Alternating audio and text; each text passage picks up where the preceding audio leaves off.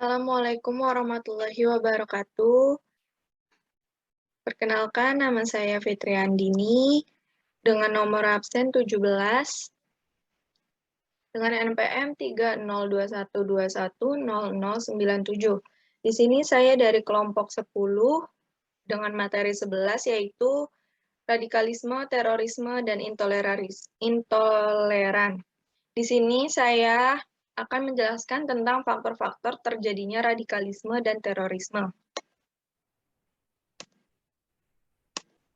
Di sini ada faktor terjadinya radikalisme.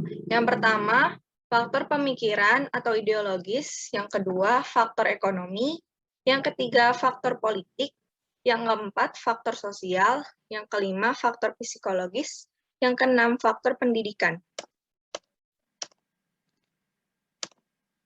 Lalu, yang pertama, faktor pemikiran atau ideologis.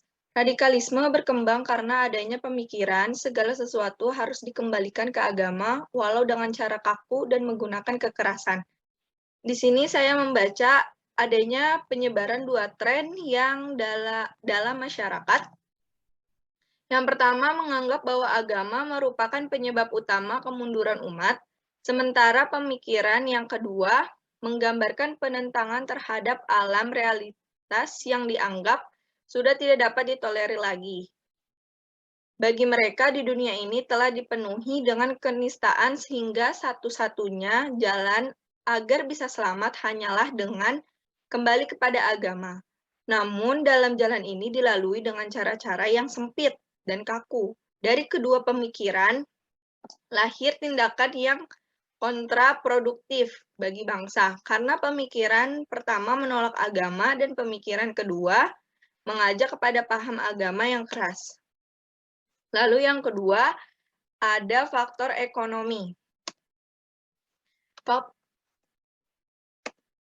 Faktor ekonomi, paham radikalisme yang menjadikan terorisme banyak disebabkan dari kesenjangan ekonomi yang terjadi pada masyarakat.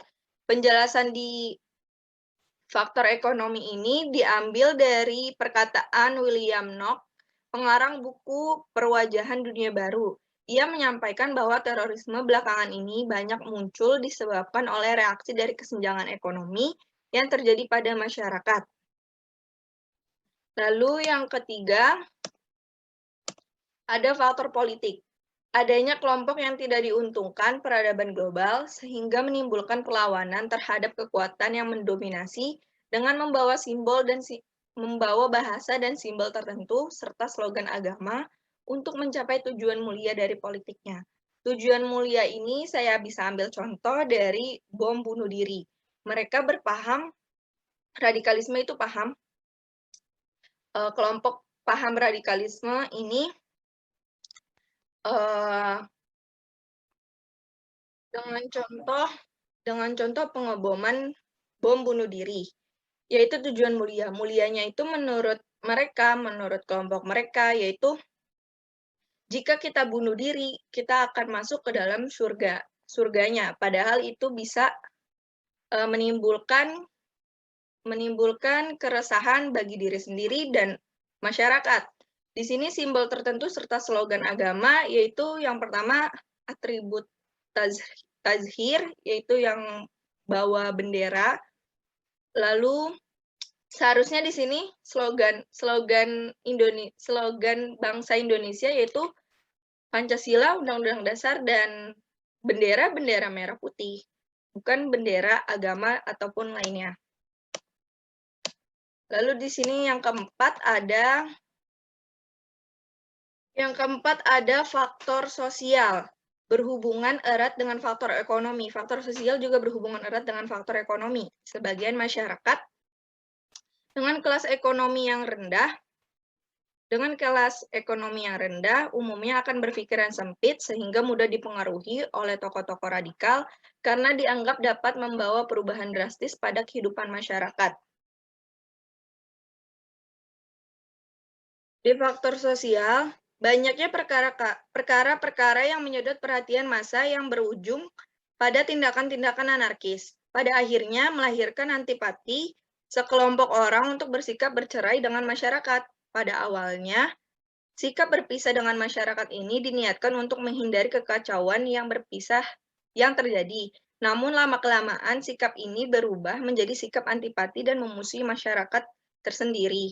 Jika sekelompok orang ini berkumpul menjadi salah satu atau sengaja dikumpulkan, maka akan sangat mudah dimanfaatkan untuk kepentingan-kepentingan tertentu, yaitu dengan contoh kepentingan paham radikalisme dan terorisme. Lalu selanjutnya, yang kelima,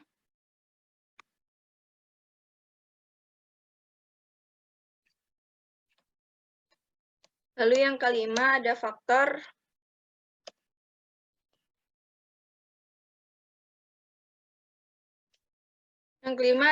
psikologis. Pengalaman kegagalan mendorong seseorang untuk melakukan perbuatan yang menyimpang dan anarkis.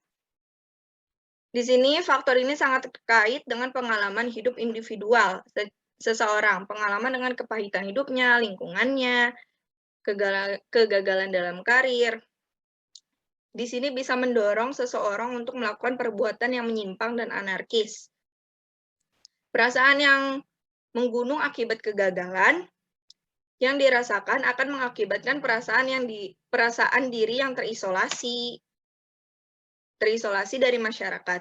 Jika hal ini terus berlangsung tanpa adanya pembinaan dan bimbingan, orang tersebut bisa saja melakukan perbuatan yang mengejutkan bagi seluruh masyarakat yang ada di sekitarnya. Bahkan berpotensi membuat orang tersebut menjadi radikalis dan meneror orang lain.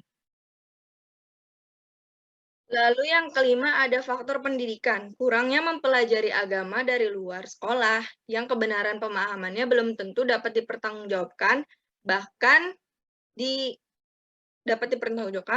dididik dengan kelompok agama yang keras dan memiliki pemahaman agama yang serabutan.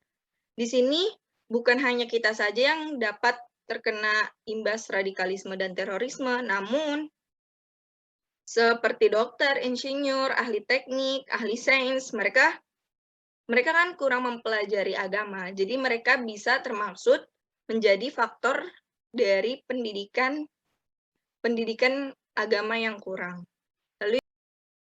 Lalu di sini ada faktor terjadinya terorisme, yaitu ada 3, faktor domestik, faktor internasional, dan faktor kultural. Di sini faktor terjadinya terorisme lebih ke arah tindakan, karena radikalisme itu yang sudah saya terangkan tadi, lebih ke pahamnya, sedangkan terorisme itu lebih ke tindakannya. Jadi faktor di sini adalah, saya akan mengasih contoh tindakannya. Di sini ada faktor domestik mengenai permasalahan dalam negeri. Yang tadi saya sudah sebutkan, ini lebih ke arah tindakannya. Karena di terorisme itu lebih ke arah tindakannya. Di sini dengan contoh kemiskinan. Kemiskinan bisa pemicu gerakan aksi anarkis. Lalu pendidikan yang rendah dapat dibujuk terorisme untuk menjadi pelaku bom bunuh diri. Lalu yang kedua ada faktor internasional. Faktor internasional yaitu pemberian logistik. Pemberian logistik di sini dengan contoh yang dari luar negeri memberi pasukan persenjataan dan aliran dana. Dengan contoh pemberian pistol, senjata tajam lainnya untuk melakukan aksi kekerasannya dan aksi terorismenya. Dan salah satu contohnya lagi ada bom. Sini ada faktor kultural, yaitu pemahaman sempit dalam menerjemahkan nilai agama yang berkembang di masyarakat. Akibatnya, pelaku dipengaruhi mengikuti pemberian pengaruh buruk untuk melakukan teror pada masyarakat. Jadi di faktor kultural ini bisa menjadikan atau mempengaruhi masyarakat untuk melakukan teror. Mungkin itu saja yang bisa saya dapat sampaikan. Bila kurang lebihnya ada kesalahan dalam penuturan kata saya dan penjelasan saya, mohon dimaafkan. Sekian, terima kasih. Wassalamualaikum warahmatullahi wabarakatuh.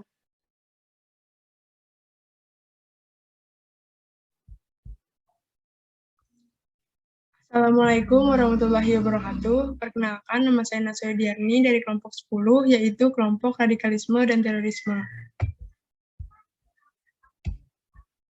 Di sini, saya sebagai pemateri sekaligus moderator.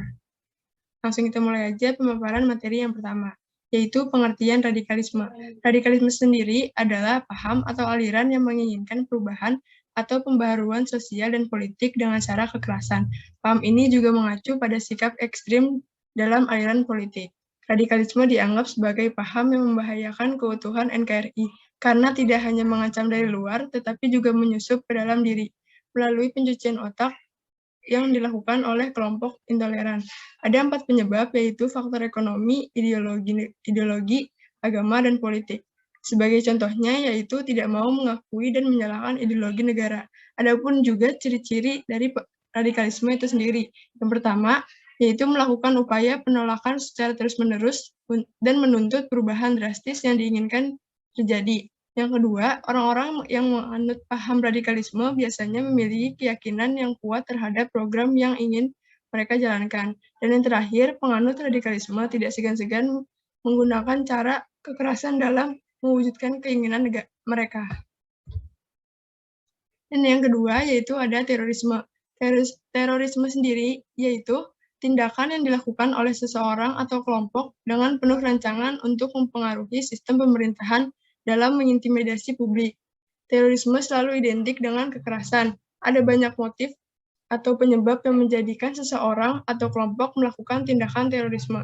Salah satu penyebabnya adalah karena adanya komunitas garis keras pendukung gerakan radikal tersebut yang memberi doktrin pada pengikutnya dengan secara langsung atau melalui sosial media. Sebagai contohnya, yaitu bom Tamrin dan bom terminal bus Kampung Melayu. Adapun juga ciri-ciri terorisme yang pertama, yaitu melibatkan kekerasan serius terhadap seseorang. Yang kedua, menyebabkan kerusakan serius pada properti. Dan yang ketiga, membahayakan nyawa seseorang selain dari orang yang melakukan tindakan. Dan yang terakhir yaitu identitas ganda atau palsu. Selanjutnya yaitu ada intoleran. Pengertian dari intoleran yaitu tidak toleran atau tidak tegang rasa. Intoleran ini kebalikan dari semua prinsip yang ada dalam toleransi. Intoleran juga mempunyai 3 komponen. Yang pertama yaitu tidak kemampuan menahan diri saat kita tidak suka dengan orang lain. Yang kedua, sengaja mengganggu orang lain. Dan yang terakhir, sikap mencampuri atau menentang keyakinan orang lain. Sebagai contohnya yaitu bunuh diri di gereja Katolik dan larangan ibadah. Adapun juga ciri-ciri dari intoleran yaitu yang pertama, tidak menerima perbedaan. Yang kedua, terbiasa menghasut orang lain. Ketiga, tidak memiliki banyak relasi atau banyak teman. Dan yang terakhir yaitu tidak berpikir panjang. Mungkin itu saja yang bisa saya sampaikan. Kurang lebihnya mohon maaf. Wassalamualaikum warahmatullahi wabarakatuh.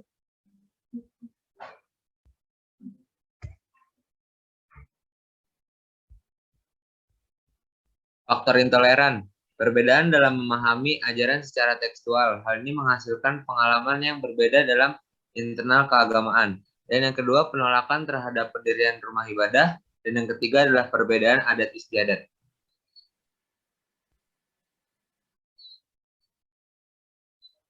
Upaya apa saja yang sudah dilakukan oleh BNPT? BNPT adalah singkatan dari Badan Nasional Penanggulangan Terorisme. Yang pertama adalah memberikan pemahaman dan pencegahan kepada masyarakat ataupun aparat penegak hukum. Dan yang kedua, mengadakan sosialisasi ataupun webinar. Dan yang ketiga, kerjasama dengan kementerian atau lembaga. Dan keempat, mengatur ulang strategi dan memperbaiki mekanisme koordinasi antar penegak hukum. Dan yang kelima adalah melakukan operasi intelijen dan pengolahan data informasi tindak pidana terorisme.